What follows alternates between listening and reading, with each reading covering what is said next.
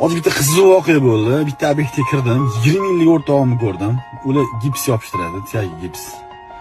Endi oyoq shunaqa varikoz bo'lib ketdi. Endi ular faqat tikka turib ishlagan uchun nagruskada ishlagan, oyoq bo'rtib ketgan varikoz. Ko'ribchi qo'rqib ketdim, borman uni ko'rib. Shunda bitta gap gapirgim kelib qoldi-da. Mana shu uyda ustida ishlatayotgan hamma ishlayotganlarga iltimos uylardagi ustalarning hurmatini joyiga qo'yinglar. Osh-ovqatini yaxshilab beringlar. Pulni o'z vaqtida beringlar. Uni ishida ayb qidirib, uni pulini kam berib yoki skidni so'rab, ularni qiynamanglar. Sababki ular sizlarning uylarda o'zining sog'lig'i 0.01% bo'lsa ham sog'lig'ini tashib ketadi. Chunki ular biz ishlatayotgan narsalar hammasi zararli ximiyat narsalar.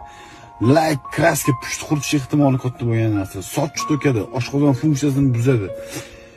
Allergiyani qo'zg'atadi changlar. Hamma smesni qo'yish, pakulyovkalarda qorganingizda changiganning o'zi zarar. Zaxrada ishlanadi, bilsanglar agar. Otopleniya yoqilmagan paytda ishlanadi. Bular revmatizm olib keladi. 40-45 dan o'tgandan keyin odam sog'lig'i yomonlashish boshlaydi ustalarning ko'pida. O'shaning uchun iltimos, mana shu